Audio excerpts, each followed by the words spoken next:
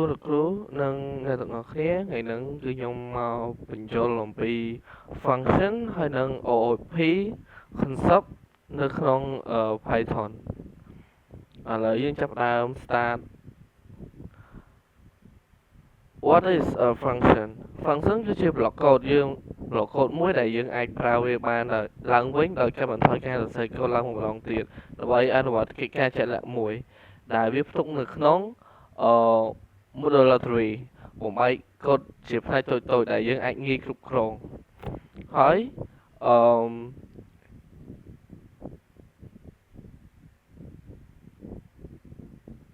ហើយនឹង reuse boundary ជាវាងការធ្វើត្រែដោយយើងហៅការអនុគមច្រើនដងហើយ readability ដែលយើងធ្វើឲ្យកូដកាន់តែច្បាស់ហើយនឹងងាយស្រួលរក្សាទុកហើយនេះគឺជា syntax របស់ function ដែលវាជា block code ដែលយើងប្រើ div function name parameter ហើយវា return value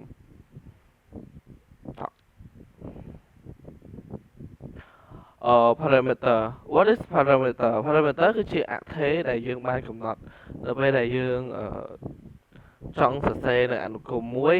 ដែលទទួលបានតម្លៃដែលយើងបានបញ្ចូលនេះគឺជា syntax របស់parameter ដែលយើងបាន div calculate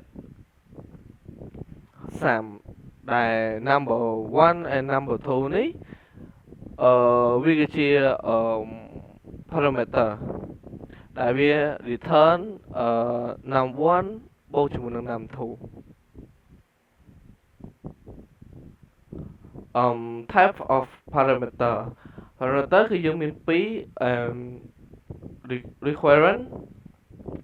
ទៅបានបញ្ចូលនៅតម្លៃដែលយើងបានហៅអនុគម and default បើយើង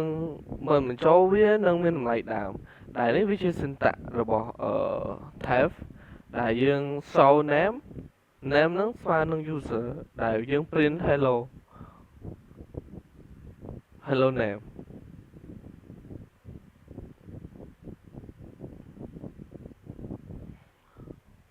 ហើយ return statement what is return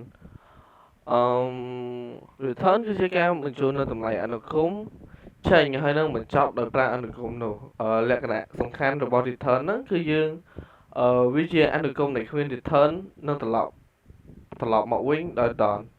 អាច return តម្លៃច្រើនជាបន្ត true false ឧទាហរណ៍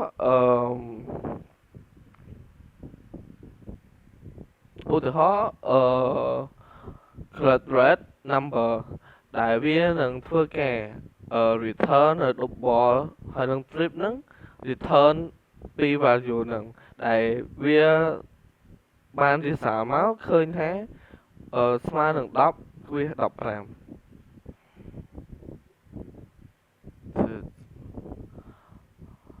ឡូវនេះយើងដល់ OOP in Python what is class in OOP class in OOP ហ្នឹងគឺជាចំណុំរបស់ instances variable និង method ទាំងនោះគឺជា member របស់ class នេះ syntax ដែល class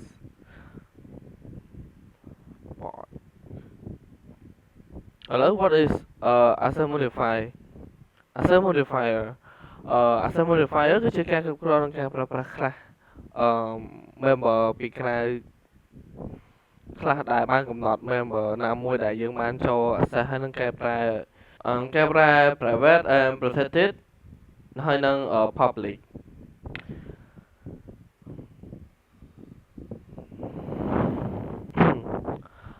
ចំណែកឯ inheritance នេះ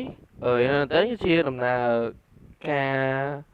មូលរបស់ class ថ្មីដែលយើងមិនចាំបាច់ទៅកែប្រែលើ class ចាស់ដែលមានហើយ